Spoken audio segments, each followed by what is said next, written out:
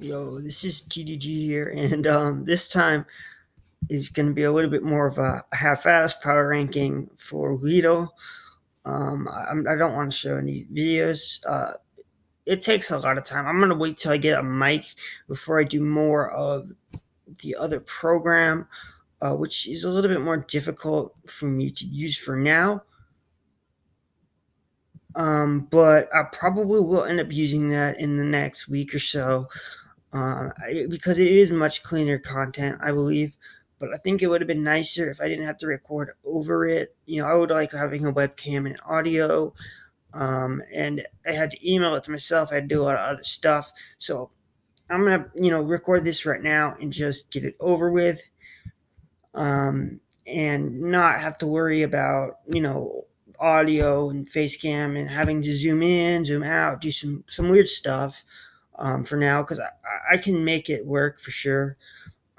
But yeah, and I just honestly I don't want to spend too much time on this one, especially because it's as a division. Weedle is pretty off. The rankings are easier to make. It's less subjective. You know, you can kind of understand where it comes from, no matter what I say.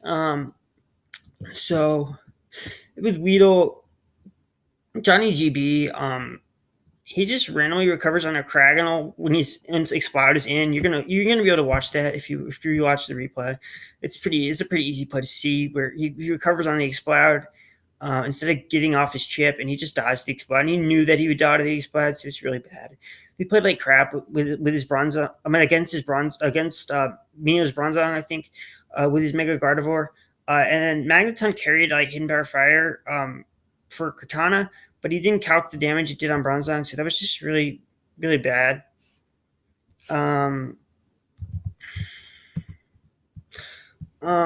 Yeah, so Johnny GB I have last. And also, there was a game that didn't happen, which was Sky versus Turbo, so I'm not going to do either one. So Johnny GB is easily my 14th. I thought he played like just garbage, honestly. I'm not going to sugarcoat it. So my number 15 is Kells.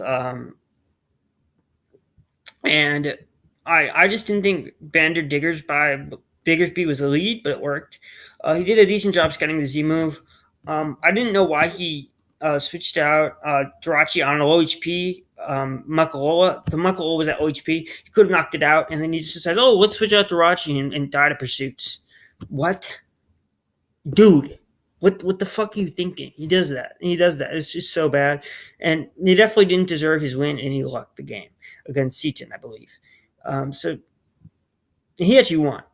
So now my number 12 is Marcus, who he had a bad performance. I enjoyed his Scarf Thundy bluff because he does do that, but he plays horribly around a Gudra, and yeah, he just looked bad, and he lost the game. So yeah, I just didn't like his performance at all. He just got dominated. And then my number 11 is Paralyzer. He didn't do anything like terrible in the game, but he got dominated in the prep stage by Keegan, and it didn't look good. It was just dominant.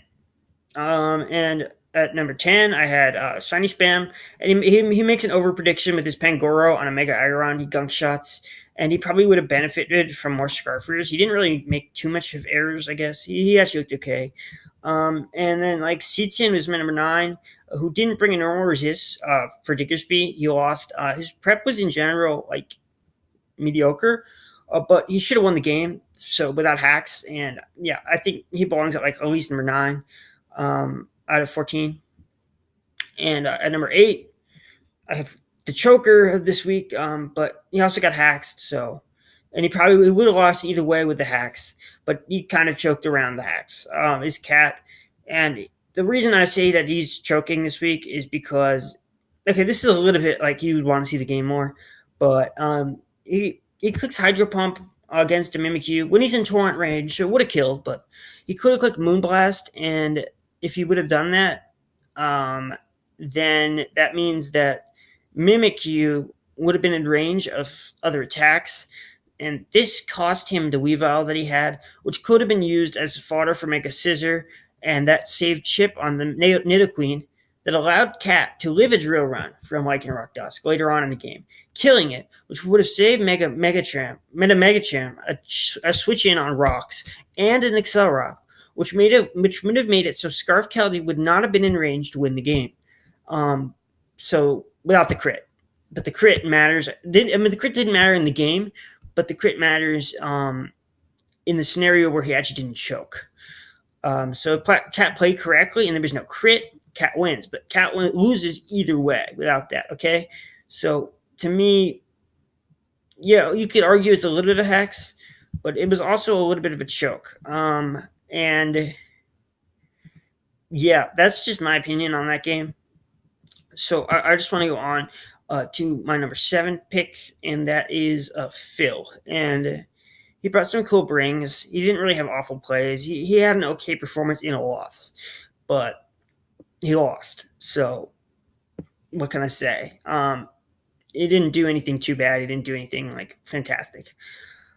And then my number 6 is Jay, and he didn't really out prep his opponent. He played kind of average. He won the game though. He beat Cat.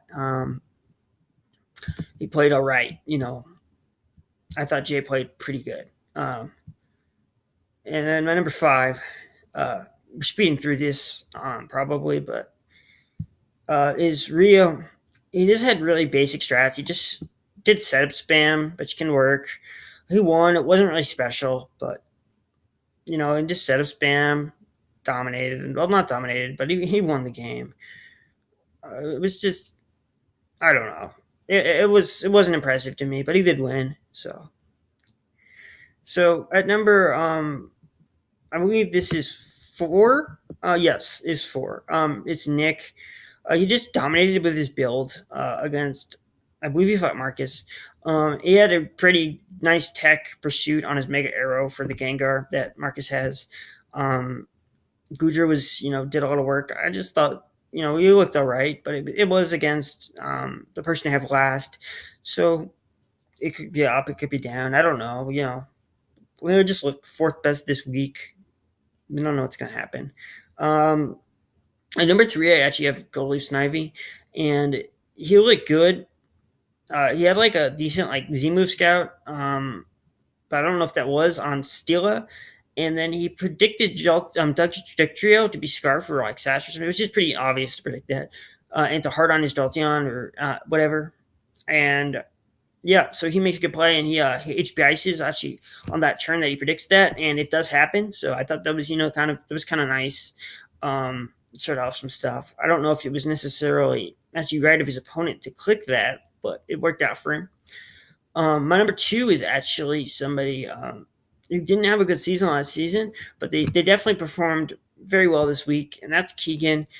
He brought some really good tech. He had Pursuit, Rocky Helmet, Drotagon for Victini that he was facing with Paralyzer. I love this team in general for beating Victini. He had a really good performance, and he seemed to be giving it putting in a lot more effort.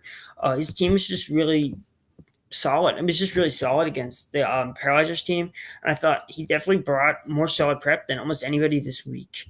And yeah, I thought he definitely is deserving of a top 2 spot this week. And at number 1, I have Mio, and yeah, he just 6-0 Johnny GB with no real misplays, and he never even needed to be aggressive. He was super dominant. It was just actually Johnny GB was okay, but it was really dominant. It just was kind of gross, honestly. It was bad. And I think there's really no doubt Mio belongs at number 1, and it is also, even if it wasn't doing the rankings, just based on weekly performances, Mio would still be high. So it's pretty easy to say that Mia's number 1. But I mean, you could say that maybe Keegan had more interesting prep. I think Mio actually might have had better prep than Keegan. So I don't know. I just think maybe it was match. I don't know. He was just so dominant. I'm not going to look into it that much. The play looked great. It just looked like he wasn't prepared. So that's all I really feel like I needed to see personally. I don't know too much about the matchup. I could have looked into it more. Um, I really didn't feel like I needed to look into it for pick'ems because I thought it was just kind of easy to predict. No offense, but yeah, that's just my opinion on the top 14 Weedle players, and I'm just excluding Sky and Turbo until maybe next week. And I'm just it was interesting. So I'm just gonna go back down the list. Mio, number one. Keegan, number two. Number three, Snivy. Number four, Nick. Number five, Rio. Number six, Jay. Number seven, Phil. Number eight, Cat. Number nine, Seaton. Number 10, Shiny Spam. Number 11, Paralyzer. 12, Marcus. 13, Cal's, and 14, Johnny GB. This is a lot more half-assed than my Beezer rankings, but I still hope you enjoyed it.